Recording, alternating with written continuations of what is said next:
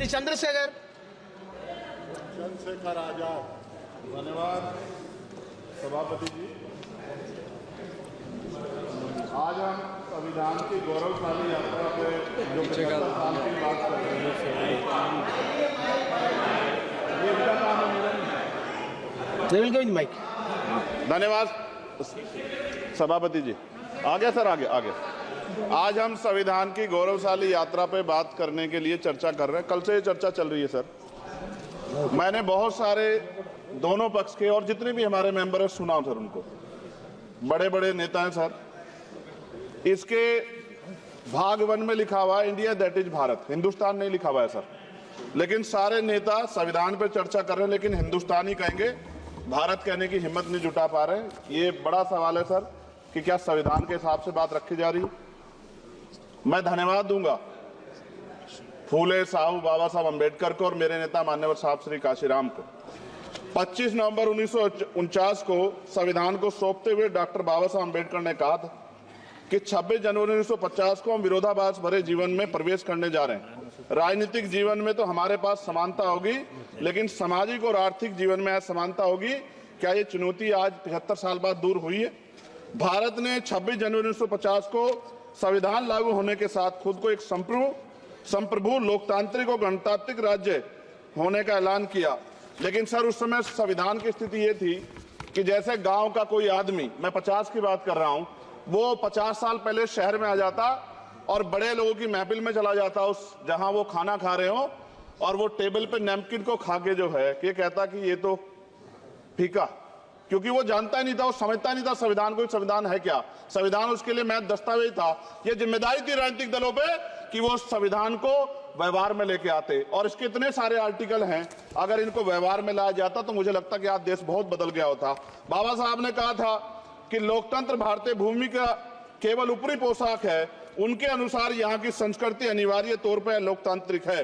भारत जैसे गरीब और गैर बराबरी वाले देश में संविधान के जरिए छुआछूत खत्म करना, वंचितों के लिए सकारात्मक उपाय करना, सभी वयस्कों के लिए मतदान का अधिकार देना और सबके लिए सम्मान अधिकार तय करना, ये बहुत बड़ी उपलब्धि थी सर। ये संविधान है कि आप वहां बैठे हैं और मैं यहाँ खड़ा होकर अपनी बात रख रहा हूं, और इस देश में आदिवासी महिला के तौर पे जो है राष्ट्रपति बनी है, और प्राइम मिनिस्टर तो नहीं बना, लेकिन शेड्यूल कास्ट के बड़े नेताओं को भी जो है राष्ट्रपति बनने का मौका मिला। इस संविधान की देन, अगर वोट हम पे नहीं होता तो शायद अमीर और जो राजा महाराजा खुद को मानते हैं हमारी गलियों तक नहीं आ पाते, हमारे हाल नहीं जान पाते। आजादी का मतलब सर सिर्फ अधिकार पाना भर नहीं है, इसके लिए हमारे संविधान में सरकार और नागरिकों के अधिकारों के शासन के कर्तव्यों का विस्तार से उल्लेख किया गया है। बाबा साहब ने संविधान सभा में दिए गए भाषण में कहा था कि स्वतंत्रता आनंद का विषय है, पर अब हमें अपनी जिम्मेदारियों पर भी ध्यान देना होगा। संविधान ने सुनिश्चित किया कि रानी के पेट से राजा जन्म मिलेगा, वोट से नेता तैयार होगा। आर्थिक बराबरी के लिए सरकार क्या कर रही है? गरीब और गरीब हो रहा है और अमीर हो रहा है। सुबह उठते कहीं बम की धमकी मिलती, कहीं दंगे की। ये अमृत काल है सर या धमकी काल है? कितना बढ़ रहा है आर्टिकल 15 सर। भारत में आज भी घोड़ी चढ़ने बैठने होती है। प्लीज सर, क्या दलितों को यहाँ भी बोलने सर, अगर सबको 4 मिनट दे दो, मुझे दे दो। ये भेदभाव नहीं चलेगा दलितों के साथ। Time is 4 minute. Don't waste. भाई सर, आप चेक करो, अगर सबको 4 मिनट दिए तो आप मना करो, मैं बंद कर देता हूँ इसको। क्या दलितों को सबसे आखिरी में नंबर मिलेगा और बोलने का मौका मिलेगा? क्या मजाक कर रहे हैं सर आप? नो, ये all independent people are having only 4 minutes. You take sir. Independent में अपनी पार्टी का मेंबर हूँ सर, और जीत के आया हूँ सर, किसी के दया में नहीं आया। Take 1 minute and finish sir. कल भी बोले तो एक दलीय पार्टी के लोग, आप मौका दो सर। मूछे रखने पर हत्या होती है, महिलाओं पे, छोटे मासूम बच्चों पर रेप हिंसा होती है। एनसीआरबी का डाटा देकर डर लगेगा। यही 1 किलोमीटर पे संविधान को जला गया, और महाराष्ट्र के परभनी में अभी भी संविधान को नष्ट किया गया, उसकी कॉपी को। आर्टिकल 25-26 में संविधान में सभी को धार्मिक आजादी। कहाँ है दलितों की, मुसलमानों की, जैनों की, बौद्धों की, ईसाइयों की? छत्तीसगढ़ में सतनामी समाज को संविधान की अपनी धार्मिक आजादी के आधार पर जो है उनको अपमानित करके जेल में बंद कर दिया। संभल, अजमेर, अयोध्या सब इसका उदाहरण है। ये सरकार आलोचना डरती है। कितने लोग जेल में बंद है? मिरान हैदर, खालिद सैफी, उमर खालिद खान, सिफा खान, गुलफ्शा फातिमा और आजम खान साहब राजनीतिक विरोध में बंद है।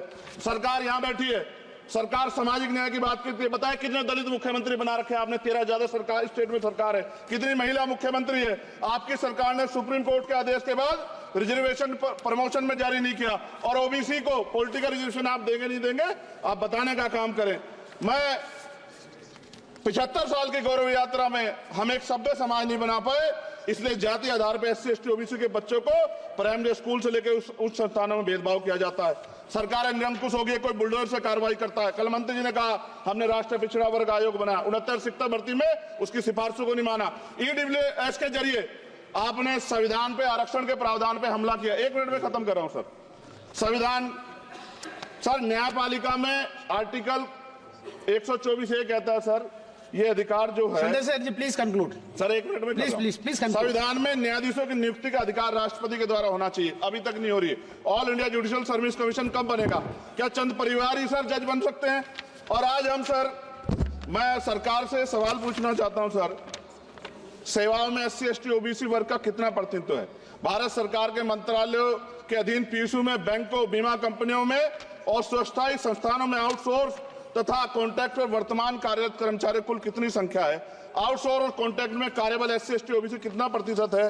निजी क्षेत्रों में कार्यरत कर्मचारी, उनके SC ST OBC की वर्ग लाभ। सर खत्म कर, लास्ट पॉइंट सर, मैं फिर स्पष्ट तौर पर कह रहा हूं सर, यहां बैठे SC और OBC के मेंबर से कह रहा हूं सर, उनको सामाजिक जिम्मेदारी का ध्यान भी रखना चाहिए। पार्टी के प्रति वफादारी के साथ साथ अपने वर्गों के प्रति ईमानदारी भी रखनी चाहिए। ईमानदारी नहीं होगी तो इन वर्गों का भला नहीं हो सकता, और हमें बहुत सरकारों से उम्मीद नहीं है। बहुत बहुत धन्यवाद सर। Thank you.